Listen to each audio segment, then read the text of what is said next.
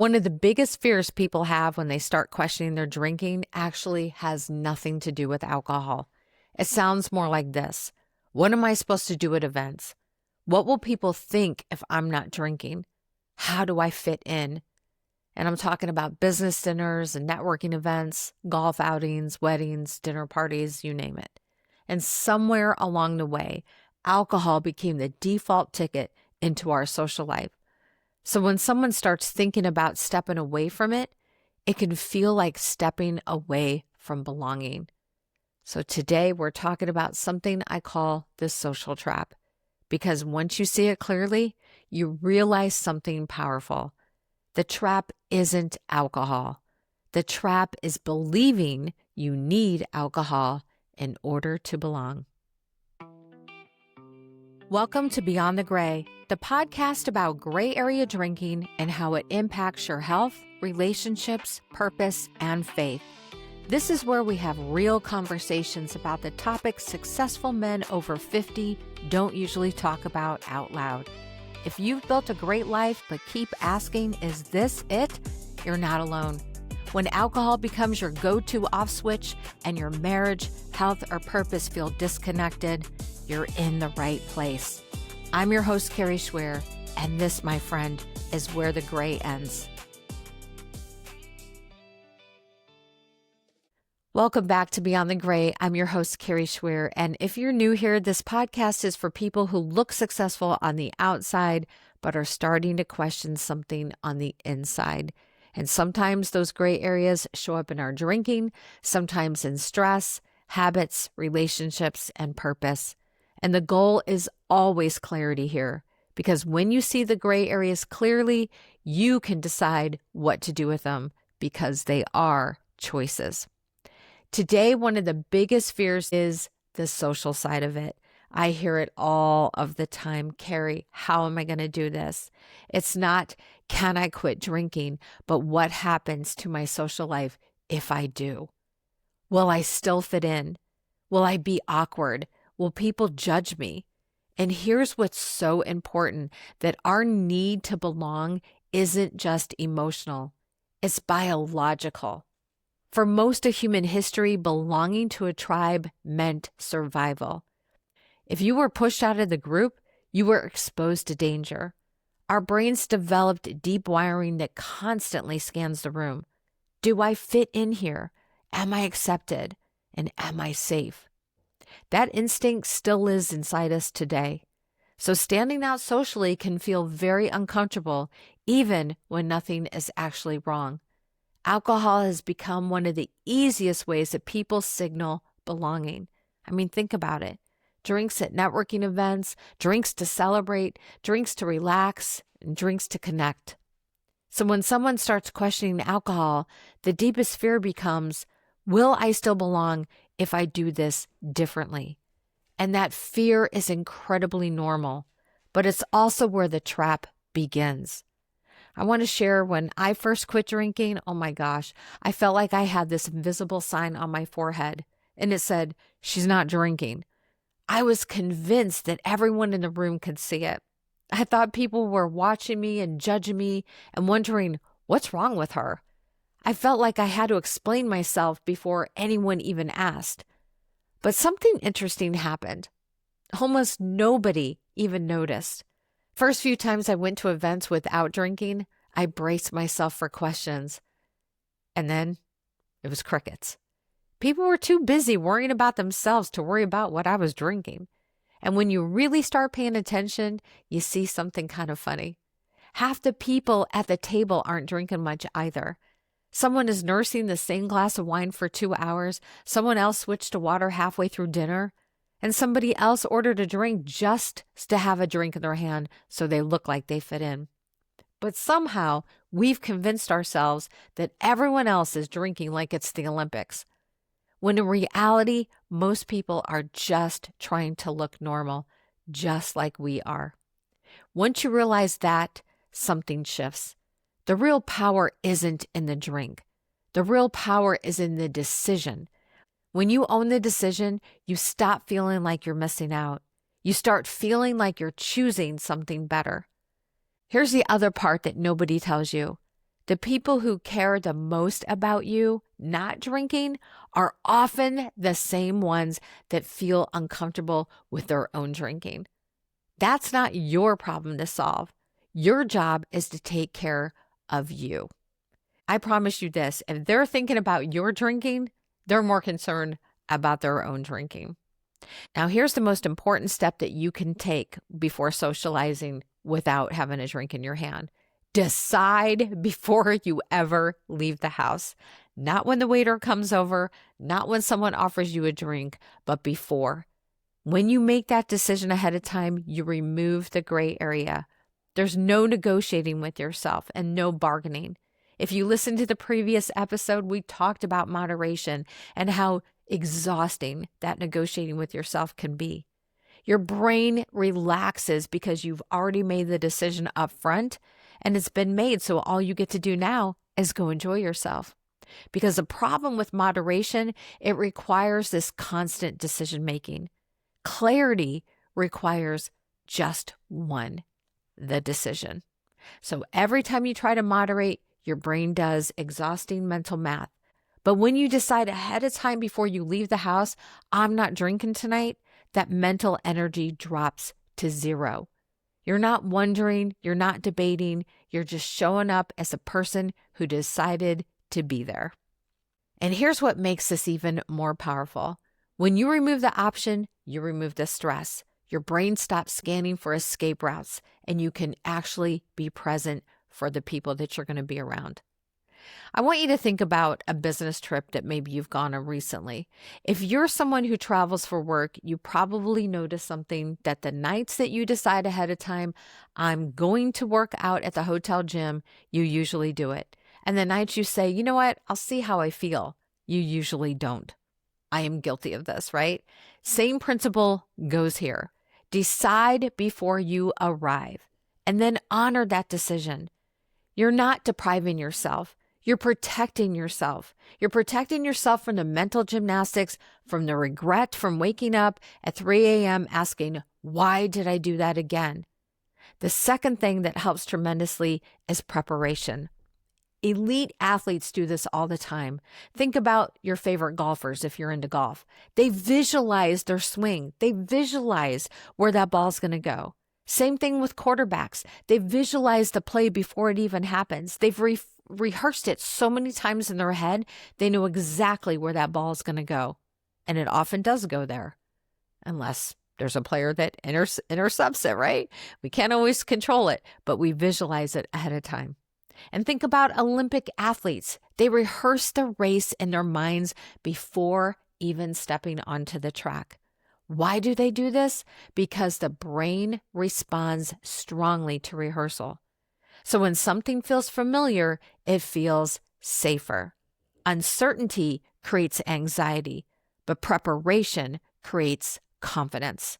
So before a social event, take a moment and picture it in your mind. What will the room look like? What might someone offer you? Where will you be? Do you have an idea what the place looks like and how it feels?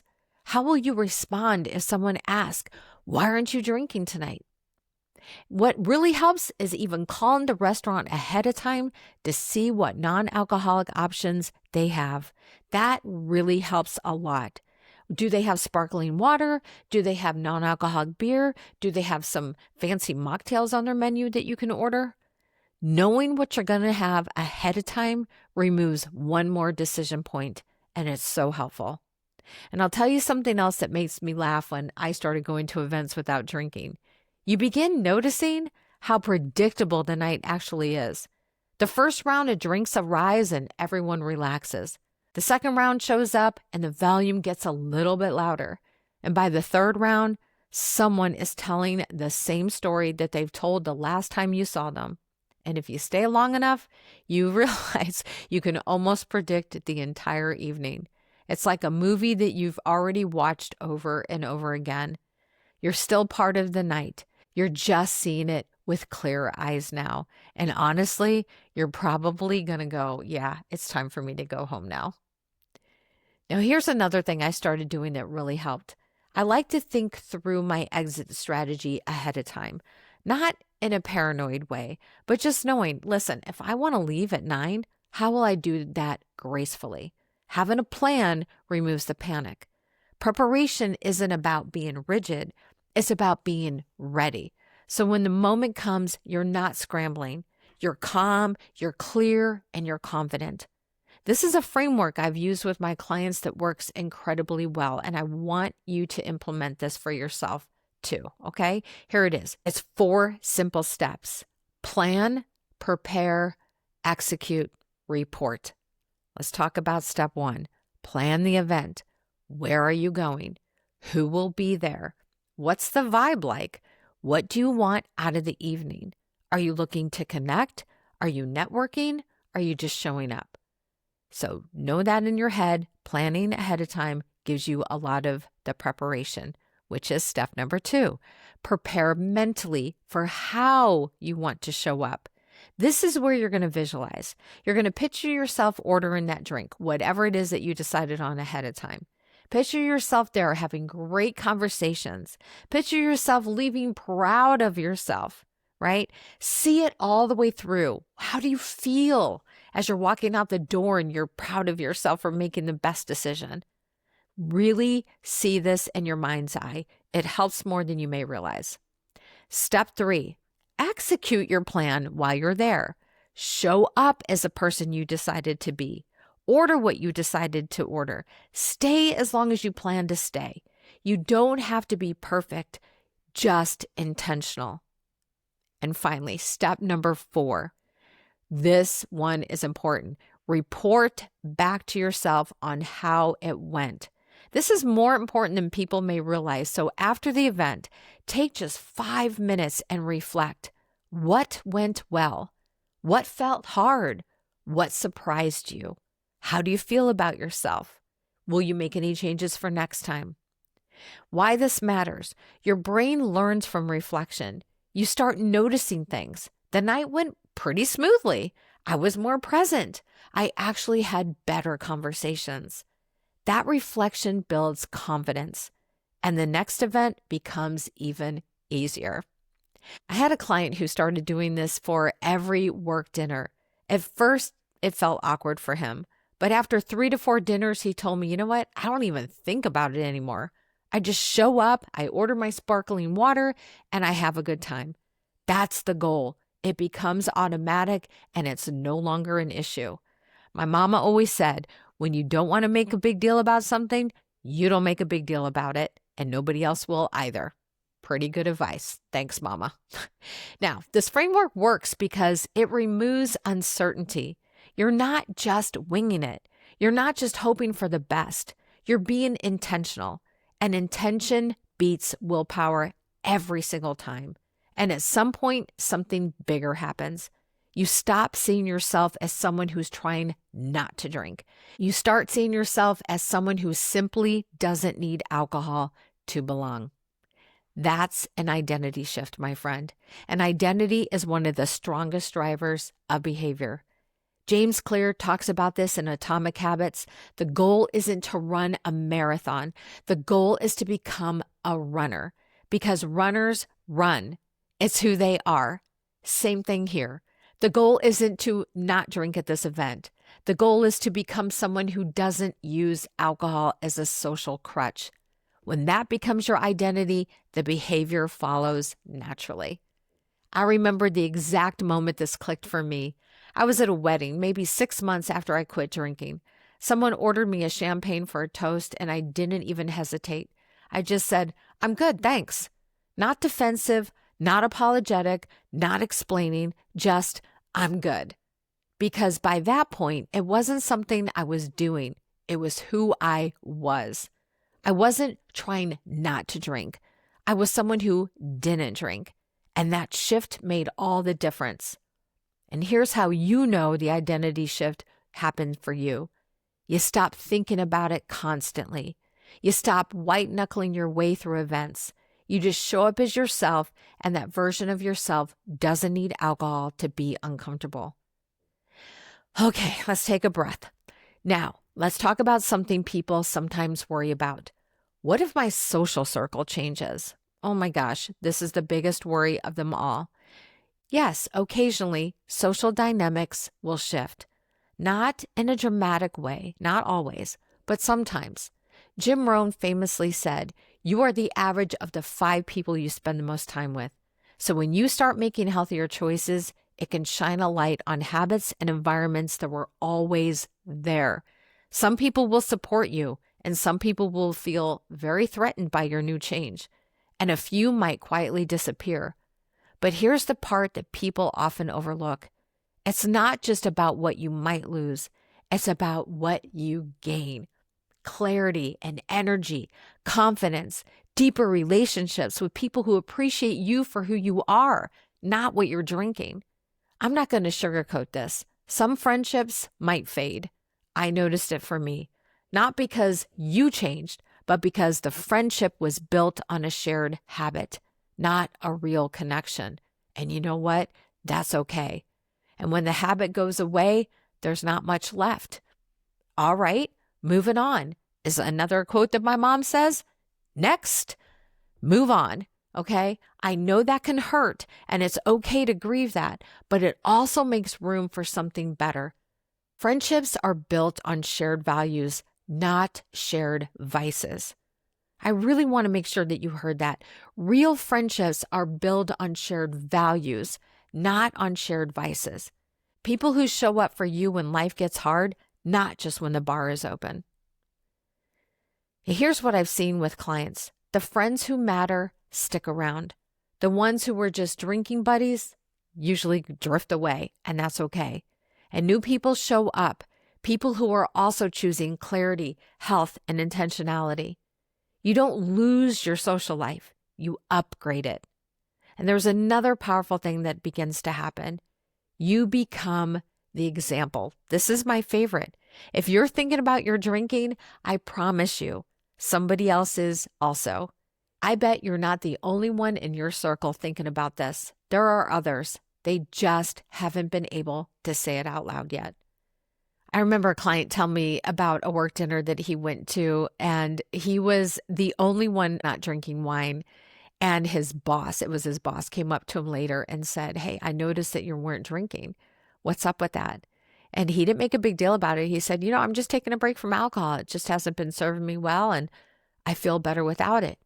You know what his boss said? "Oh my gosh, I've been thinking about that too. How's it going for you? Because I'm wondering how I'm going to go about doing it. What's been working?" And they actually had a conversation about it. It was unbelievable. He became the light for his boss that night.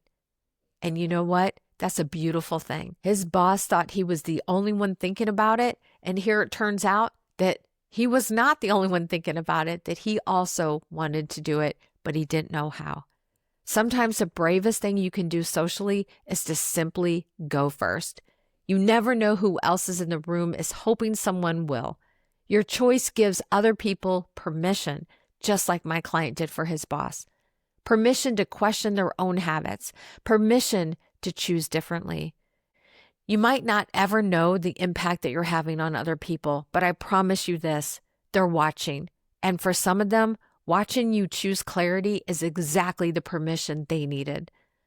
And something else worth mentioning here, the culture around alcohol is changing. I can't begin to tell you how much has changed in the 10 years since I quit drinking. There were almost no non-alcoholic choices back then. Today, there are literally thousands of brands on the market, entire companies that are built around alcohol-free beverages. Restaurants have mocktail menus galore, athletic brewing, Seedlip, Ritual, Zero Proof, Gia. There's so many NA options that are actually really good, that taste just like the real thing. Beer especially, they have really mastered non-alcoholic beer. So if you haven't tried it yet, consider doing it. You're not stuck with soda water and lime anymore like I was, or O'Doul's, not a very good NA, by the way. There are so many options available to you. And you know who else is doing this? Athletes and entrepreneurs and executives. They're openly choosing not to drink. Tom Brady, Serena Williams, Jennifer Lopez, high performers who realized alcohol doesn't serve their goals. This shift is happening and it's only growing. I see it year after year. This matters because it changes the social narrative. It used to be, you don't drink? Are you an alcoholic? Now it's, oh, you're one of those high-performing wellness people. I'll take that. Yes, please. The stigma is fading. The curiosity is growing. And here's what's interesting. The people who are most inspired by your choice are often the people you least expect. The guy at the gym, the colleague at work, the neighbor you barely know. Your choice creates a ripple effect. I promise you, you're going to see it. And it's pretty exciting when you do. And you know what else happens? People eventually discover for themselves that the relationships that matter don't require alcohol. The conversations that matter don't require alcohol. And the connections that matter definitely don't require alcohol. In fact, being clear-headed often makes those connections stronger. You remember the conversation. You're actually present with those conversations, and you're not performing, you're connecting. And that is so important. Again, we're talking about the social belonging. It's a beautiful thing. You know, I had a moment at a dinner party about a year after I quit. I was sitting across from someone I'd known for years, and we got into this really deep conversation about marriage, our kids, and even faith, the kind of conversation that I would never have had 3 drinks in. And I remember thinking, this is what I was missing. Not the buzz, not the noise, not the drunk dancing, this real connection between 2 people. The social trap tells you that alcohol creates connection, but what it actually creates is proximity. People standing near each other, talking louder and feeling looser. That's not the same as connection. Real connection happens when you're present, when you're listening, not performing, when you're vulnerable, not numbing, when you're choosing to be there, not just killing time. And once you experience that, you realize the trap isn't that you'll lose your social life. The trap is believing your social life was ever built on alcohol in the first place. The social trap isn't really about alcohol. It's about the belief that we need alcohol in order to belong. But belonging built on alcohol is fragile. Real connection doesn't require it. And when you choose to honor yourself first, something interesting happens. You stop chasing belonging and you start creating it. You show up as yourself, not the version of you that's trying to fit in, not the version that's just performing or numbing, just you. And you are beautifully made just the way you are. And the people who matter will see that. They'll respect it. Some will even admire it. And the ones who don't, they were never really your people anyway. So if you're standing at the edge of this decision and wondering, what will people think about me? Here's what I want you to know. The right people won't care. And the ones who do care aren't your people. You don't need alcohol to belong. You never did. I promise. Next week, we're going to go much deeper because alcohol is just the surface behavior underneath something deeper. And I'm talking about questions of identity, meaning, and purpose. That feeling many people experience when life looks good, just not fully aligned. And we're going to talk about what might actually be missing. If this episode resonated, would you do me a favor? Would you share it with someone who might need to hear it too? And make sure that you follow this show so you don't miss any future episodes, because there truly is life beyond the gray. I'll see you next time. Thanks for being here.